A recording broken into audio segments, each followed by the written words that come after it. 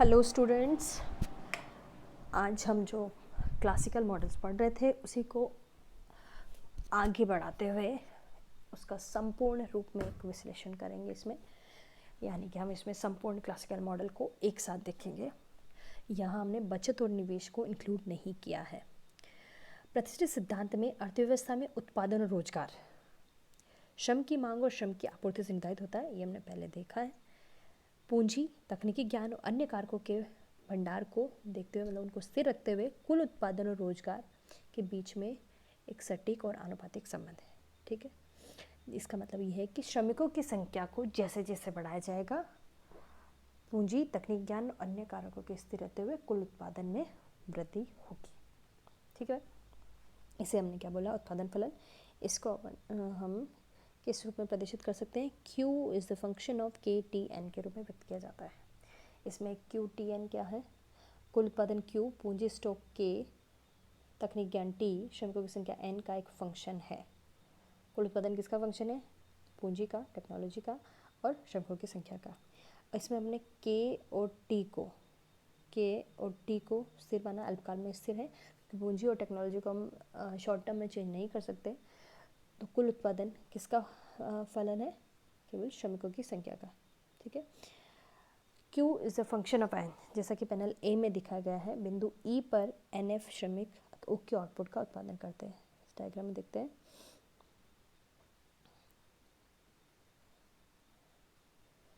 बिंदु यहाँ ये E पॉइंट है, ये मेंशन कर लेना। E पॉइंट पर ONF जो श्रमिक है वो OQ1 आउटपुट आउटपुट का उत्पादन कर रहे हैं। ठीक है, अब यहाँ हम एक चीज़ और देखेंगे।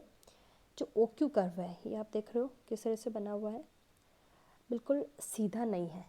ये हर एक कर्व का मतलब है, इसका क्या मतलब है कि जैसे जैसे श्रमिकों की संख्या बढ़ती जा रही है, जैसे जैसे श्रमिकों की संख्या बढ़ रही है, कुल उत्पादन तो बढ़ रहा है लेकिन घटती हुई दर से। इसका मतलब क्या है? श्रमिकों की सीमांत भौतिक उत्पादकता में धीरे धीरे कमी आ रही है। जैसे जैसे एक अतिरिक्त श्रमिक लगाया जाएगा, उससे होने वाले उत्पादन में कमी आती जाएगी। या सीमांत भौतिक उत्पादन क्या होता है? एक अतिरिक्त श्रमिक लगाने से कुल उत्पादन में होने वाला परिवर्तन, उसमें क्या होगा? कमी आती जाएगी। ठीक है, ये हमने हासमान सीमांत उत्पादकता का जो नियम पढ़ा था, उसी के अनुसार हासमान सीमांत उत्पादन का नियम।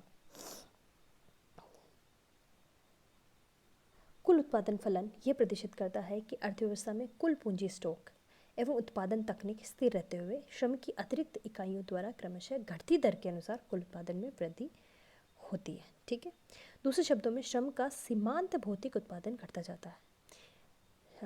सीमांत भौतिक उत्पादन अभी हमने समझा कि एक अतिरिक्त श्रमिक के लगाने से कुल भौतिक उत्पादन में कितना जो अंतर हो रहा है, वो क्या है? सीमांत भौतिक उत्पादन। इसका अर्थ यह है कि श्रम का सीमांत भौतिक उत्पादन धनात्मक है। धनात्मक होने का मतलब एक अतिरिक्त श्रम यदि लगा रहे हैं तो उत्पादन तो बढ़ेगा, धनात्मक तो है, परंतु ये क्या है? क्रमशः घटता जाएगा। कहने का मतलब जैसे 10 श्रमिक काम कर रहे थे, उससे 100 यूनिट का उत्पादन हो रहा था। अब 11वां श्रमिक लगाया तो उसके माध्यम से 9 यूनिट का उत्पादन होगा। 12वां लगाया उसके माध्यम से 8 यूनिट का ही होगा। 13वां लगाया उसके माध्यम से 7 यूनिट का उत्पादन होगा। उत्पादन तो धनात्मक है, लेकिन अतिरिक्त श्रमिक से क्या हो रहा है? कुल उत्पादन में जो परिवर्तन हो रहा है, कुल उत्पादन में जो वृद्धि हो रही है, वो घटती हुई दर से हो रही है। ठीक है,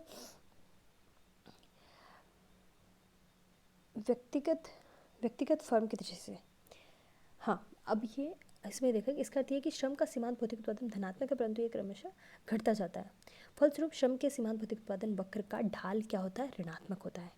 अब ये सीमांत भौतिक उत्पादन वक्र ही श्रम का मांग वक्र भी होता है। ऐसा क्यों होता है?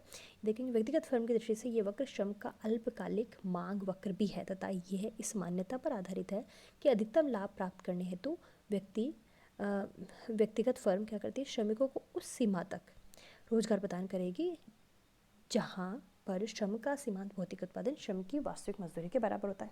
ये हम नियम पढ़ चुके हैं। अब ये फर्स्ट ईयर में माइक्रो इकोनॉमिक्स में पढ़ा कि एक पूर्ण प्रतियोगी फर्म को अधिकतम लाभ कब होगा? जब वह श्रम का सीमांत भौतिक उत्पादन के बराबर उसको वेजेस देखिए, ठीक है, उसी के बराबर। तो श्रमिकों को उस सीमा तक रोजगार प्रदान करेगी, और वो रोजगार कितना प्रदान करेगी, जब तक कि उनकी वेजेस उनसे प्राप्त होने वाली सीमांत भौतिक उत्पादन के बराबर ना हो जाए। वो उसका अधिकतम लाभ का बिंदु होता था। श्रम के मांग वक्र पर स्थित प्रत्येक बिंदु श्रम के सीमांत भौतिक उत्पादन तथा श्रम की वास्तविक मजदूरी के मध्य समानता को व्यक्त करता है। इसका मतलब हम एक निकाल सकते हैं। अब जैसे ये हम श्रम का डिमांड वक्र है, इसका प्रत्येक पॉइंट पर क्या है, wages equal to marginal productivity, marginal physical productivity of labour, ठीक है, श्रमिकों को उस सीमा तक, ठीक है, श्रम के मांग वक्र पर स्थित प्रत्येक बिंदु श्रम के सीमांत भौतिक उत्पादन तथा श्रम की वास्तविक मजदूरी के मध्य समानता को व्यक्त करता है। ये हमने नीचे पैनल में देखा है, डिमांड वक्र, ये सप्लाई वक्र। अब देखो, ये हमने पहले भी देख चुके हैं कि डिमांड वक्र ऋणात्मक क्यों है। एक तो हमने ये रीज़न देख लिया कि क्योंकि एक अतिरिक्त श्रमिक को लगाने के पर जो उससे प्राप्त होने वाले सीमांत भौतिक उत्पादन है उसमें कमी होती जा रही है। और ऐसा क्यों हो रहा है, यदि श्रम एक फर्म को अधिकतम लाभ का बिंदु कहाँ होगा, जब वो उसको उससे प्राप्त होने वाले उत्पादन के बराबर वेजेस दे।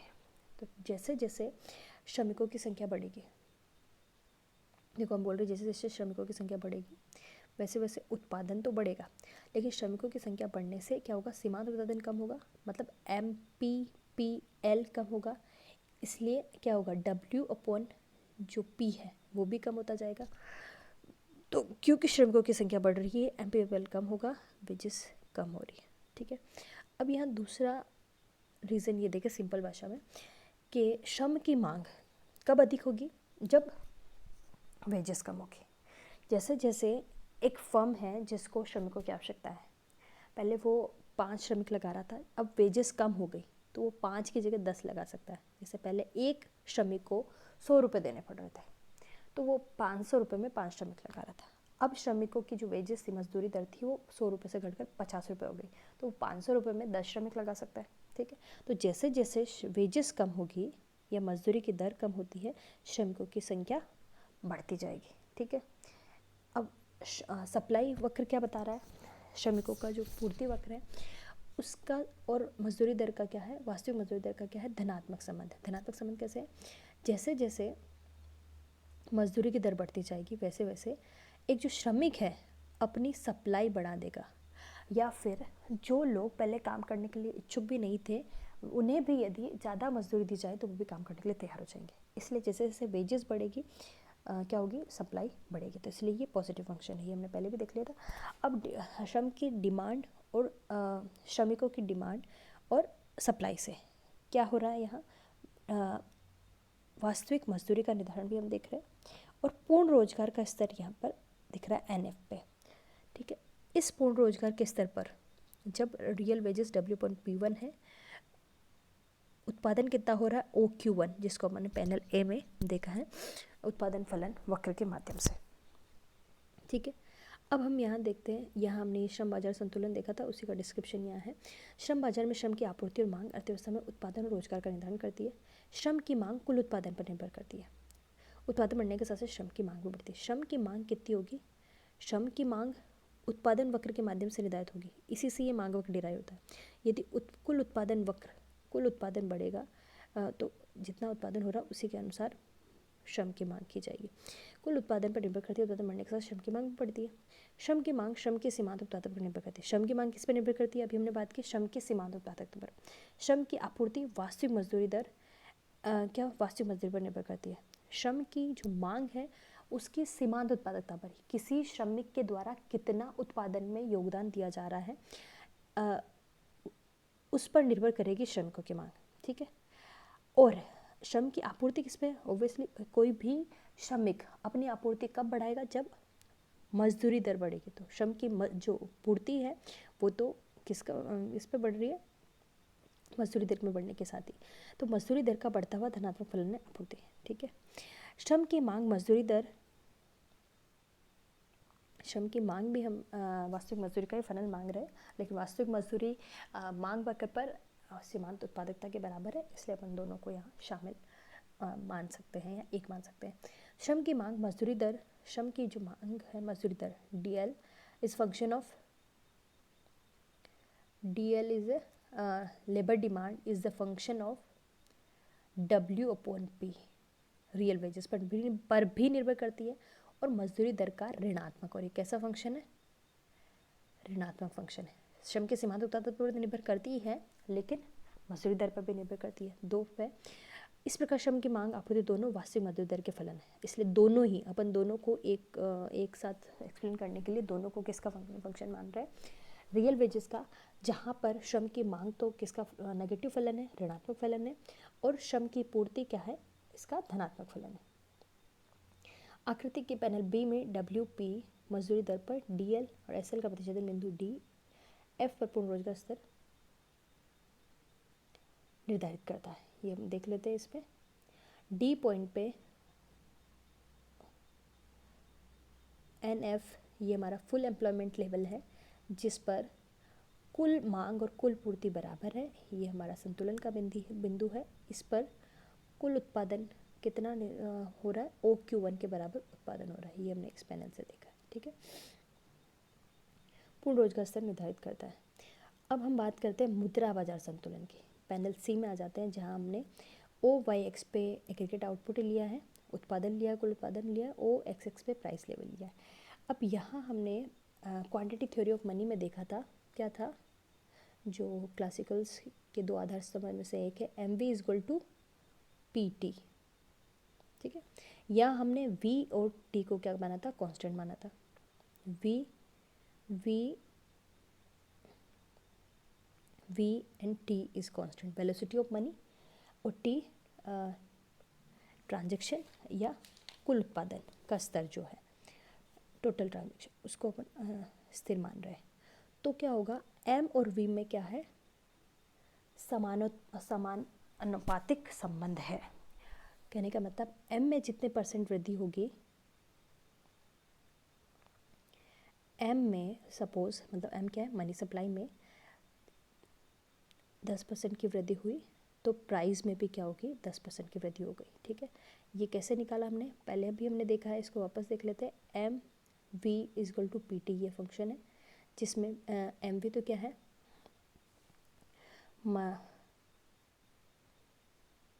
ठीक है, 2 मिनट, MV हमने देख लिया यहाँ, M1 MV और M2 यहाँ 2 कम दिए हैं, इसमें हम देखते हैं।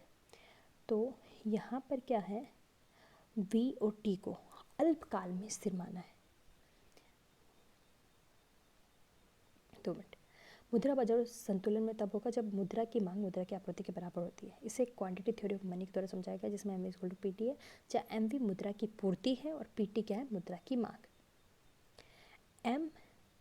M क्या है, मुद्रा की मात्रा, इसको हम वेलोसिटी से, यानी इसका कहने का मतलब है कि सपोज जैसे RBI और सरकार के द्वारा 5 लाख करोड़ की मुद्रा छापी गई।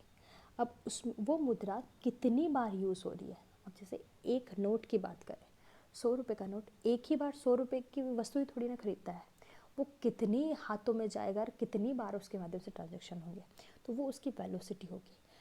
तो अब जैसे 100 रुपये का नोट 10 बार यूज़ हुआ, तो टोटल मनी सप्लाई कितनी हो गई, 1000 रुपये। इसी तरह जितने भी मुद्रा है, करेंसी है, उसको उसके सर्कुलेशन से, उसके सर्कल से यूज़ हो रहा है, उसको वेलोसिटी से मल्टीप्लाई कर दे तो हमें टोटल मुद्रा की पूर्ति प्राप्त हो जाएगी। P क्या है और T क्या है, T है कुल उत्पादन या कुल टोटल ट्रांजैक्शन।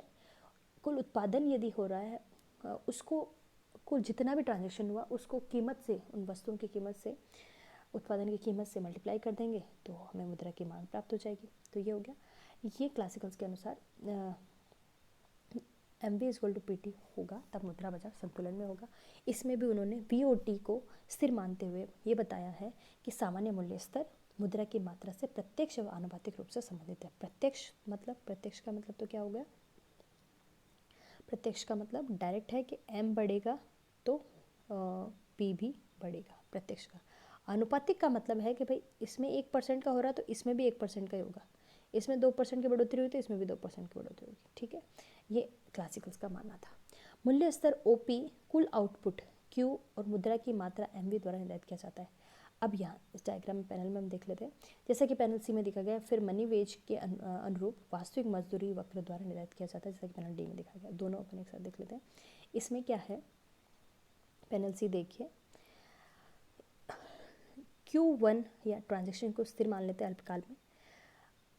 अब यहाँ अभी इस इक्वेशन से हमने देखा, यदि T दिया हुआ है, T दिए रखा है और क्या है, M और V है, तो हम P निकाल सकते हैं। MV कर्व हमारा ये है एग्रीगेट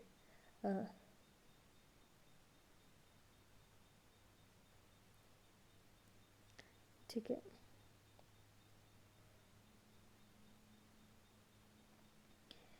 ये MV कर्व दे रखा है और कुल उत्पादन वक्र दे रखा है T है, तो इससे P ज्ञात हो जाएगा।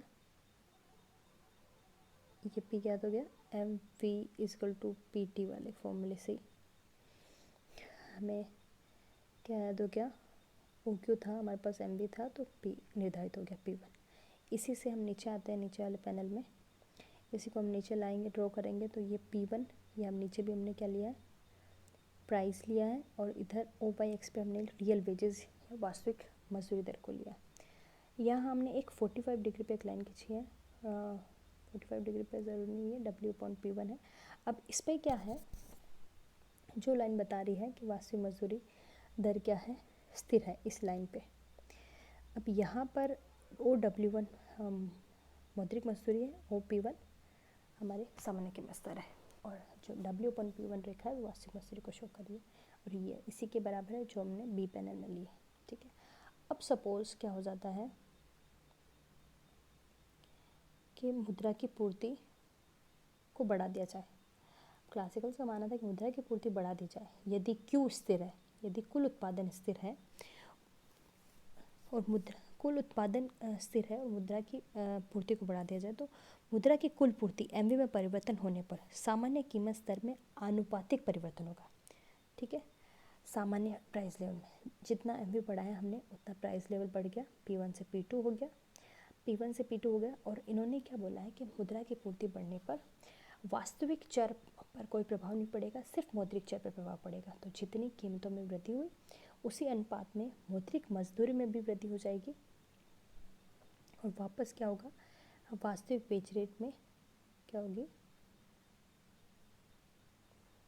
वास्तविक मजदूरी की दर W/P1 के बराबर हो जाएगी। जितना P1 से P2 में वृद्धि हुई उसी अनुपात में मौद्रिक मजदूरी में भी वृद्धि हो जाएगी। ठीक है, तो ये वास्तविक मजदूरी दर वापस W/P1 होगी, इसी W/P1 पे वापस हमारा फुल एम्प्लॉयमेंट का लेवल होगा, इसी पे ये उत्पादन होगा, और ये वापस हमारा पूर्ण रोजगार का स्तर बना रहेगा। ठीक है, हमने देखा जब मुद्रा की मात्रा बढ़ती है तो वास्तविक मजदूरी भी उसी अनुपात में बढ़ती है, उत्पादन रोजगार के स्तर पर कोई प्रभाव नहीं पड़ता है। इस प्रकार के संपूर्ण रोजगार के स्तर को प्राप्त करने के लिए मौद्रिक मजदूरी को कम किया जाना चाहिए। इस प्रकार प्रतिशत अतिशय ने पूर्ण रोजगार में रखने के लचीली मूल्य मजदूरी नीति का समर्थन किया। ठीक है, ये हमने पहले भी देख लिया है कि प्रतिशत अतिशय का क्या मानना था कि यदि बेरोजगारी है तो उसको दूर करने का इन्होंने उपाय बताया था कि आप मजदूरी की दर को कम कर दो। मजदूरी की दर को कम करोगे तो कम मजदूरी की दर पर जितने लोग काम करने के इच्छुक हैं उन सबको रोजगार मिल जाएगा, और मुद्रा की मांग श्रमिकों की मांग बढ़ेगी। इस तरह से आप बेरोजगारी को दूर कर सकते हो। अगर इसका आलोचना किया है वो देखेंगे। इस तरह से आपका ये संपूर्ण क्लासिकल मॉडल लगभग पूरा हुआ। हम